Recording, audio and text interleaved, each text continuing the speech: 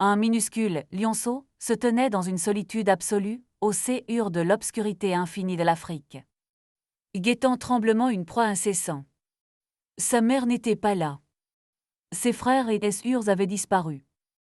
La savane, qui le jour ressemblait à un paradis doré, s'était transformée en un océan glacé d'ombres hostiles. Tout près dans les broussailles épaisses, 2 hyènes tournaient en cercle. Le lionceau n'avait que quelques semaines. Il était faible, physiquement difforme et, plus effrayant encore, abandonné. Il n'était pas perdu par accident. Il avait été rejeté délibérément.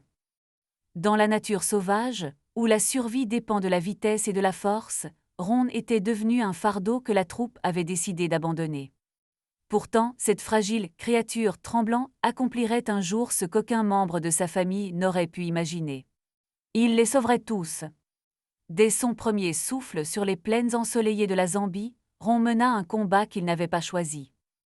Il était né au sein de la troupe de Nisf avec 5 autres lionceaux. Chacun d'eux était plus grand, plus bruyant et plus exigeant. Ron était né avec une malformation que la nature pardonne rarement. Ses pattes arrière étaient sous-développées et ne répondaient pas comme elles l'auraient dû. Dans un monde où la faiblesse n'est pas un trait de caractère mais une condamnation à mort, ce fait marqua ses premières années d'une cruauté douloureuse à observer. Ses frères n'avaient même pas besoin d'essayer de le surpasser. Ils vivaient simplement et cela suffisait. Tandis qu'ils se battaient et roulaient dans les hautes herbes pour perfectionner leur talent de chasseur, Ron les observait depuis la lisière de la clairière. Lorsqu'ils se blottissaient contre leur mère à la recherche de chaleur et de lait, Ron se retrouvait d'abord à l'écart, puis complètement rejeté. Cette exclusion ne se produisit pas instantanément. Elle arriva lentement, comme la lumière qui s'éteint au crépuscule, si progressivement que l'on ne remarque pas l'obscurité avant qu'elle ne vous ait totalement englouti. Ce soir-là changea tout. Ron se réveilla et n'entendit pas les ronflements familiers de sa famille. Ce n'était pas le silence rassurant d'une troupe au repos, mais le vide résonnant de l'absence. Il regarda à gauche puis à droite. Il n'y avait autour de lui que l'herbe ondulante et l'air frais de la nuit. Sa mère et les autres lions étaient partis. Et cette fois, il ne l'avait pas attendu. Pendant plusieurs longues minutes, Ron resta figé. Il était trop jeune pour comprendre pleinement le sens du mot trahison, mais un instinct ancien lui murmurait déjà une vérité que son esprit refusait d'accepter. Il attendit. Sa mère ne revint pas. Puis les hyènes apparurent. Tapie dans l'herbe, elle l'observait avec la patience que les prédateurs réservent aux proies dont le destin est déjà scellé. Ron poussa un faible cri, ni tout à fait une supplication, ni tout à fait un avertissement et tenta d'avancer. Chaque pas sur ses pattes, arrière abîmées, faisait trembler tout son corps. Mais s'arrêter signifiait mourir.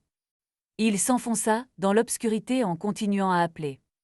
Sa voix déchirait la nuit, mêlant à parts égales le manque affectif et la terreur primitive. La savane nocturne ne pardonne pas la faiblesse. Chaque ombre cache une menace, chaque souffle du vent porte l'odeur de quelque chose d'affamé. Soudain surgissant de l'obscurité comme un mur de pierre grise, un immense hippopotame apparut. Le séjour de Ron manqua un battement.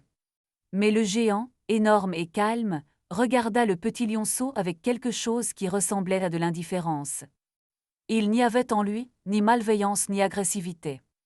Sous la protection de cette montagne de chair impassible, les tremblements de Ron commencèrent à s'apaiser. Cependant, la paix dans la savane est toujours temporaire. Un léopard apparut silencieusement, comme seuls les fantômes tachetés savent le faire. En un instant, le chemin devant eux était vide, l'instant suivant, la mort s'y tenait.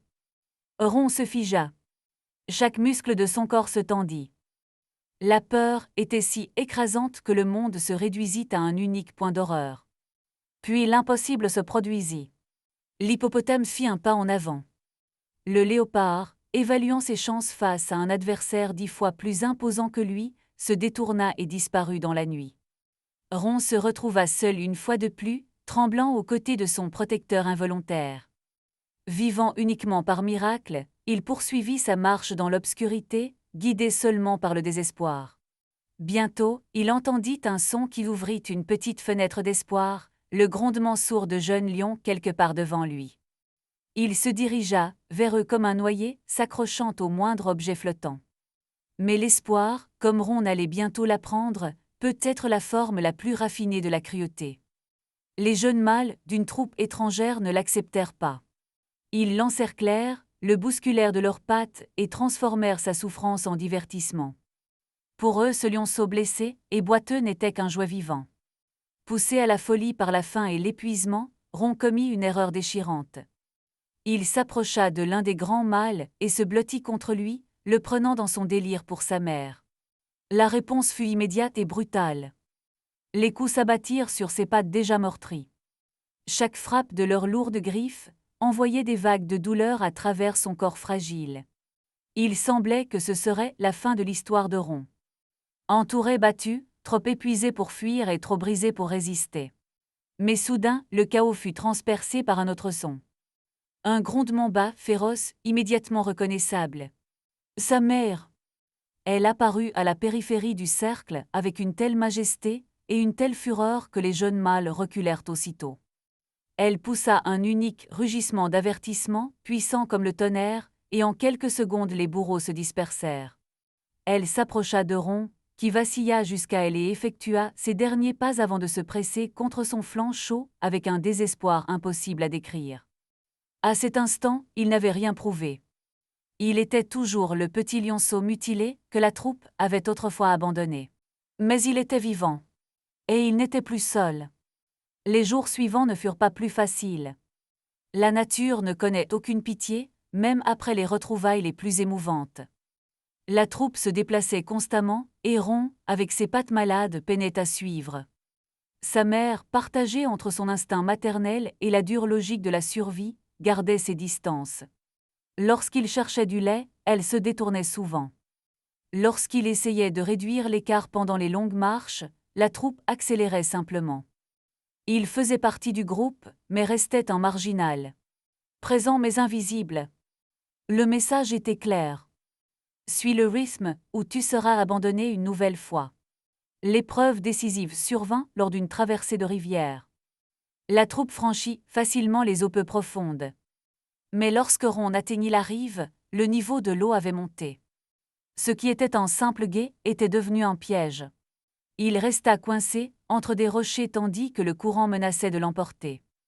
Il cria à l'aide, et sa voix résonna au-dessus de l'eau. La troupe observait depuis l'autre rive. Alors sa mère se retourna. Lentement, pas après pas, elle revint dans l'eau. Elle ne le saisit pas par la peau du cou. À la place, elle tourna autour de lui, utilisant son propre corps comme un bouclier contre le courant et l'encourageant à avancer par lui-même.